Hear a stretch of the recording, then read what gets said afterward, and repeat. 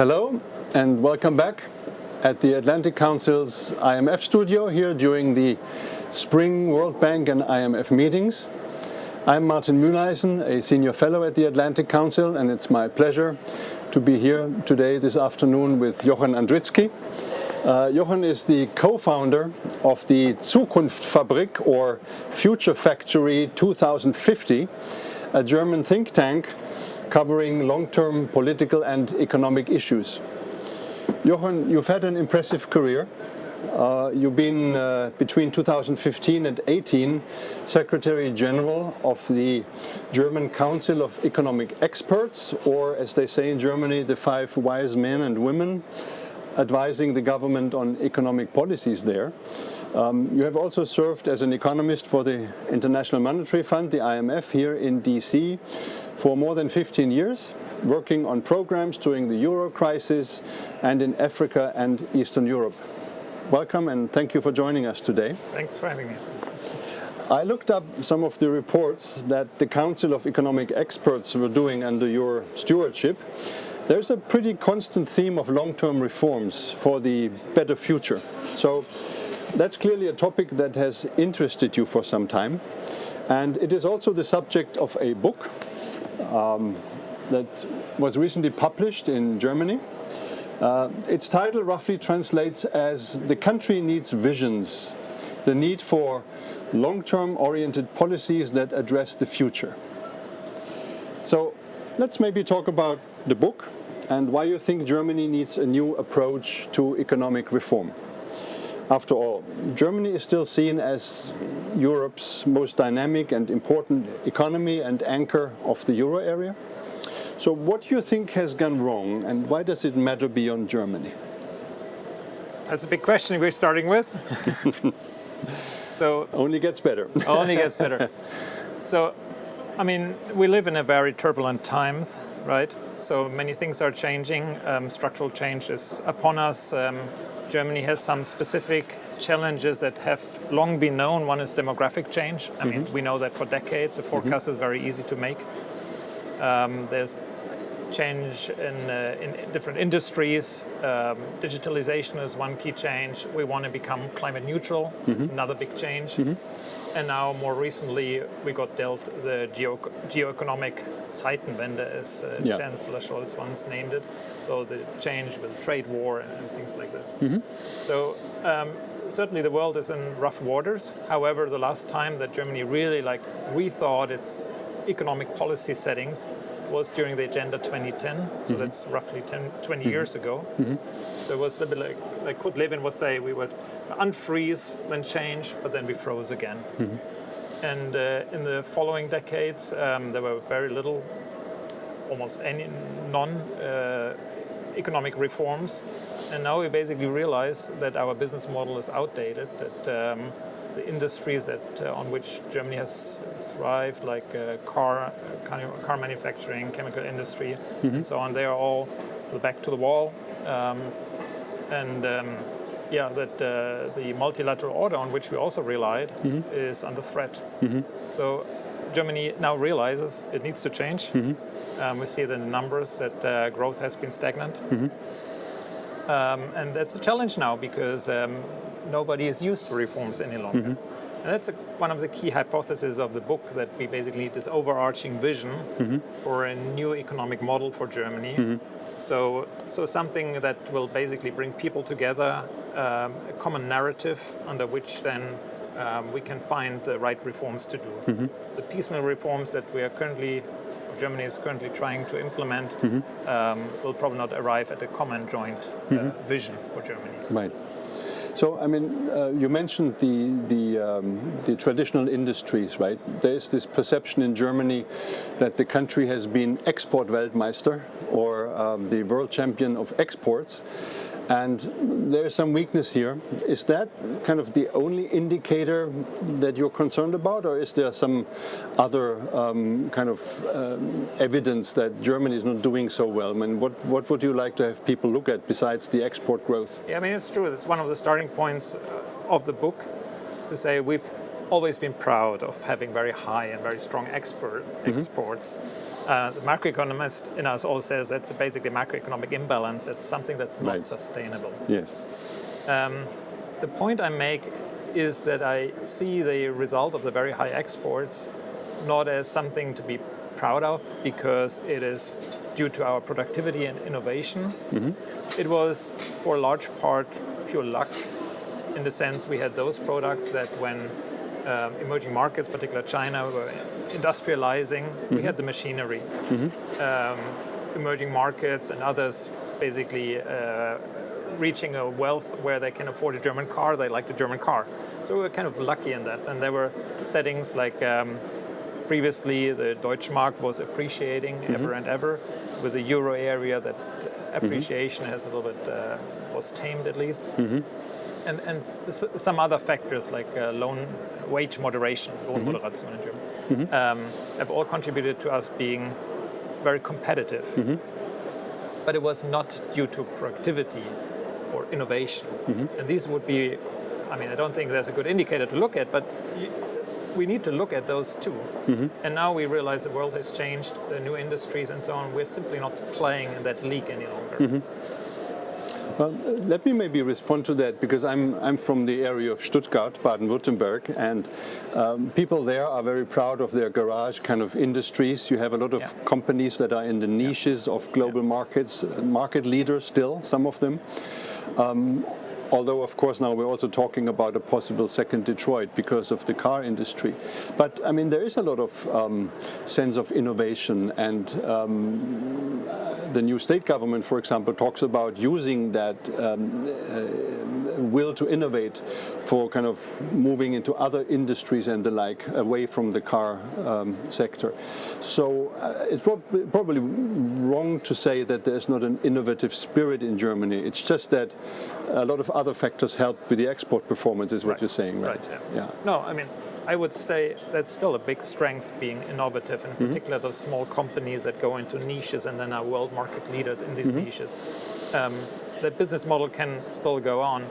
We've seen new industries. I mean, the big Googles of this world, right? These are industries that need to scale. That's not something they can easily do out of Germany or out of Europe, in fact. But these small niches will still be now.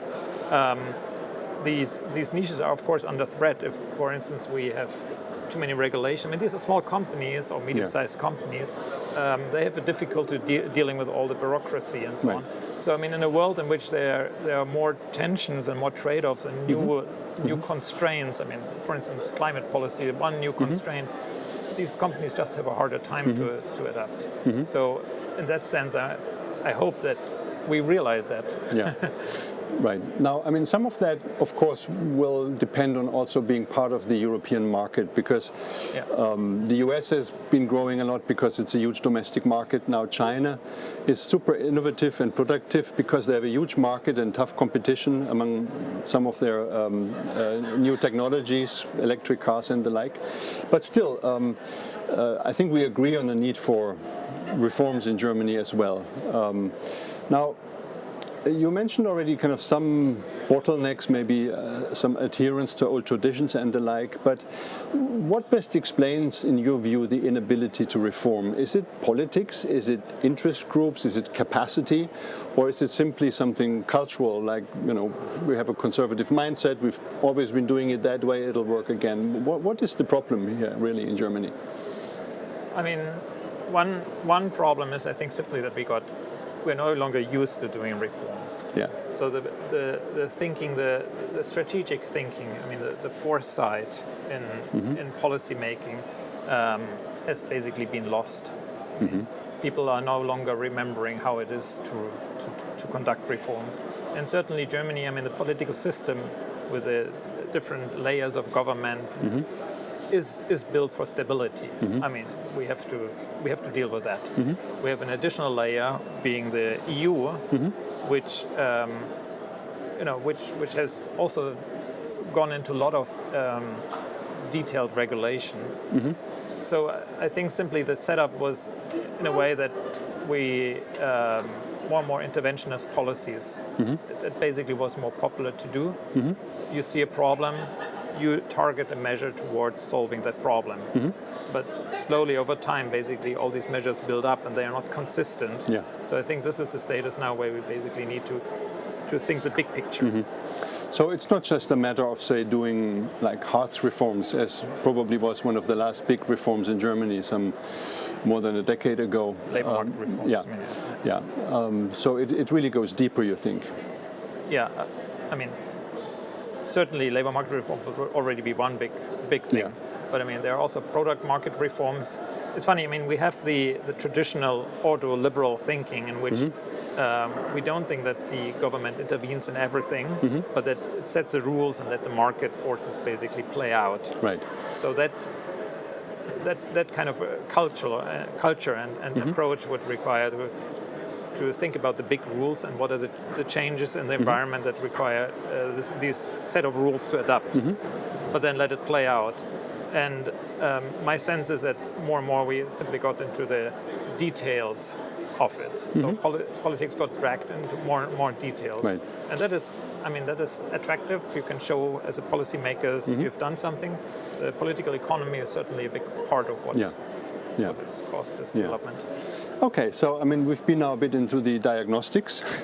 Now let's talk a little bit about the proposals. In your book, you say the country needs visions. What exactly do you mean? What makes a vision useful in politics as opposed to, say, a slogan or technocratic plans or the like? Why do we need visions? Well, I mean, for a long time, Ludwig Erhard's social market economy slogan, I guess it was very abstract in the beginning, but over time people understood what was meant. And it's still a point of referral for what policymakers pursue today. So what I'm saying is we need a new narrative like that, which gives orientation in a world that changes quickly. I have outlined basically a compass, I call it a compass of four check marks that I always apply when I listen to policymakers. So first is, do we internalize enough how the future going to look like? Is it more the reference to the past, like something has changed and we want to basically solve that problem vis-a-vis what has changed? Or is it more the view, in 2050 the world will look different, and it also offers opportunities, not only threats, it's also opportunities. So is this long-term scenarios, is this internalized? Some are endogenous, some are exogenous, but still, is the vision always there that we think in the long run? Second, can this be translated into something that is good for communication? Because at the end of the day, a vision only works when you communicate that to the electorate.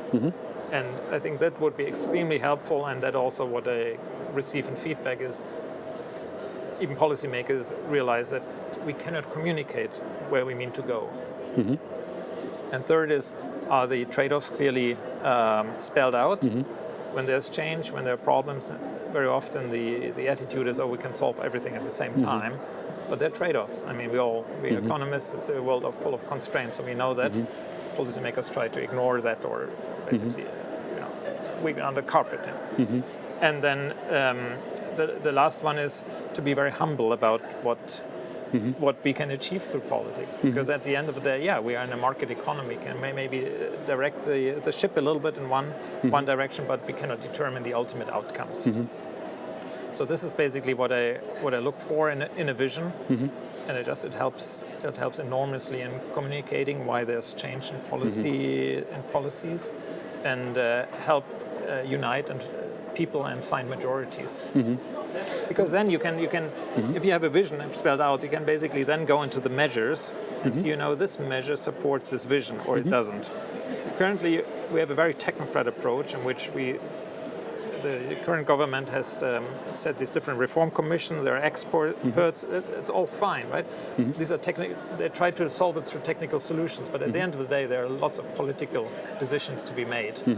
And it seems, and that's also the feedback I get, there's kind of the common denominator in what direction we should go is missing. Yeah, I mean, you mentioned Ludwig Erhard, who of course was an economist.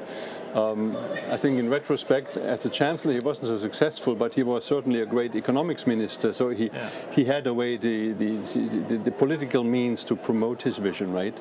Now, I mean, compared to today, though, just staying within your frame, I mean, we've had paradigms that have been shifting. For example, rules-based multilateral framework internationally. That's kind of a bit iffy right now, right? Then we have a European vision, if you want, the common market, and eventually a much more integrated market with a savings and investment union and whatnot. So is there room for like a Germany-specific vision, or does it need to be integrated also in an international picture, in a European paradigm or vision? Can Germany really afford to have its own vision for 2050? I mean, certainly not. Germany is a very open economy. It has strength in particular areas. I think it relies and will rely also in the future on international markets. Maybe we can always argue as economists that consumption should be stronger and so on, more investment locally. But I think this remains a key part of Germany's business model, and therefore remains part of the vision. Particularly with geoeconomics now, with security threats from outside, that can only be tackled, or best be tackled in a European context, and likewise in the entire geoeconomics debate. I think you're stronger when you are part of a bigger community. Right. So certainly the vision would be one. So I spell out certain visions in that book, and I'm not saying this is the greatest vision or the best, or it needs to be this one. It's just I basically offer one view, and regarding the relationship to the EU and to other parts of the world, basically the resilience vision, in which as an exporting country you need to be prepared to adapt to what the world is like. So right now it's less stable, and if you have these niche products of which also others depend, that makes you stronger. Then you matter when you're sitting at the table. Otherwise, you don't matter. So being resilient and having these little pockets of where you're really good, I think would be a good vision. We already mentioned the kind of what did you call it in English? The Ordnungspolitik, the Order liberal school. Order liberal school, yes. So the Ludwig Erhard school. Are you still kind of proposing that we're going to continue with that principle going forward? I mean, you argue for thinking big, but you also recognize that politics cannot micromanage outcomes, right? So where's the line that you would like to draw? What should government set as framework conditions versus what must be left to society, markets, experimentation, other other tools? So, I mean, I think the tradition, similar to the Chicago School and so on. So it's not something that's very specific to Germany how we think about things. But this thinking that we basically just provide a very general framework, and then that market forces determine outcomes, and we look at the outcomes and adjust the framework, that has been a little bit lost over the last decades. Yeah, it's hard to pinpoint that, but. Today, it's really hard in Germany to make the argument that market forces or markets are a good coordination mechanism. Very often, there's a call for more government intervention to determine the outcome of allocation. And as economists, we simply know that that's hard. Where exactly is the line? Well, I think currently we way too easily say markets don't work, we need to intervene. I mean. Tell me an area in which it's not the case. So housing market is one case in particular where more and more interventions are coming, and we see basically investments in housing and housing supply therefore dropping. and I can give several other examples. Common problem, yes. I mean, now we're talking about cuts in the fuel tax to absorb temporary shock, hopefully temporary shock in energy prices and the like. Yeah, no, I can see that. But I mean, let's turn to the $100 question, so to speak. Who could realistically come up with and implement such a future-oriented agenda, and how? In national politics, it has election cycles. There's populists now in the door. There are parties that are very much for protecting, as we said, individual citizens. So who, in your view, is capable and has the political influence to formulate a vision that could eventually lead to a new consensus, at least among a large group of German parties? Yeah, I mean, I would not be able to drop a name here. The point I want to make is that overall... But you're thinking of political parties, or do you think this comes from society or from outside? Where do these visions come from? Okay, so no, that I think, yeah, it could be from society. I could also see a charismatic politician coming there, and that person I simply don't see, right?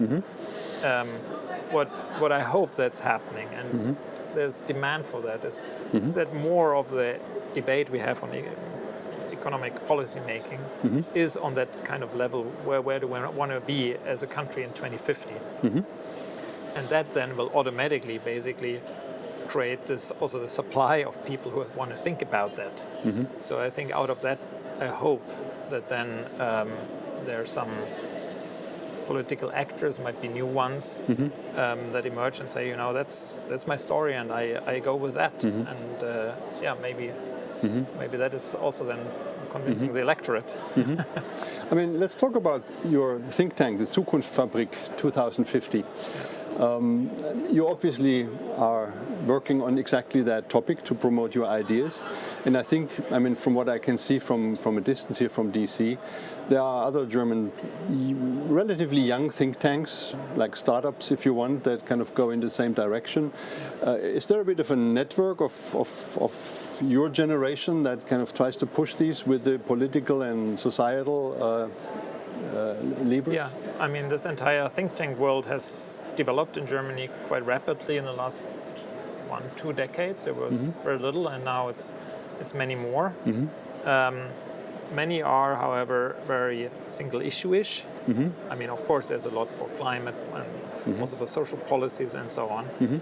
So there are very few like us looking at the big picture, and also more on the, yeah, as you said, the order liberal side, basically saying, humble government, sorry, we cannot do everything. Let's just fix the big, and then create also freedom and decision powers to others. So there are very few of them, and my unproven theory on that is that was a space in which previously the big industrial companies were, and they. Back 20 years, 25 years ago, this Deutschland AG, they were called, but basically dissolved. These companies were sold off into smaller pieces, and so no longer these big conglomerates. And now much more power should lie, and probably lies with these, we just discussed, the hidden champions, you know, the medium-sized companies that are in niches and are very good. But these are usually family-owned, and these families so far have not spoken up in the German economic debate. So I'm also trying to encourage, you know, that they enter this, because you see here the big think tanks, and you look at the funding. There's no such funding in Germany for these kind of ideas. I guess you speak from experience. Yeah. Okay, so I think we've got a better idea about what you have in mind and where it's supposed to come from. Now, what's kind of the trigger point?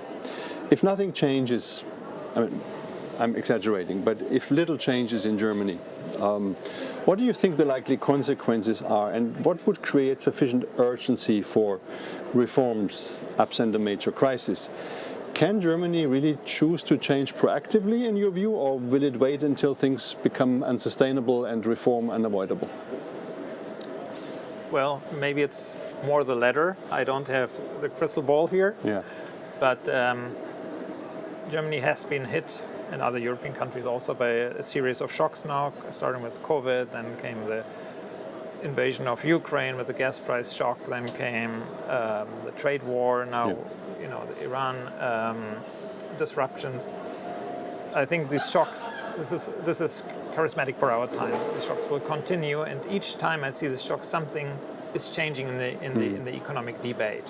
So obviously on defense, I think that's a very obvious point. But even with COVID, we discussed all of a sudden economic issues differently from before. So I think every time the shock happens, the window for some type of reform opens a little bit. And I'm just hoping that eventually there will be, the big reform attempt, because if you do a package of reforms, only then you'll be able to fight the particular interests. Only then it might transpire that overall the reform is good for everybody. But, I mean, otherwise reforms always create some losers that fight back, while the benefits are so widespread that nobody fights for a reform. Yes. So therefore, the shocks will hit, and maybe the situation needs to deteriorate a little bit more before then this big reform package comes together. On that sign of hope, or kind of expression of hope, let's end it. Thank you very much, Jochen. It was a fascinating discussion. Good luck with your work. Good luck with the book.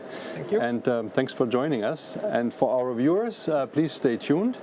We have another discussion at 2:45 about current account surpluses and the possibility of another major China shock. Maybe you should stay on, Jochen. No, thank you very much for being with us, and see you soon.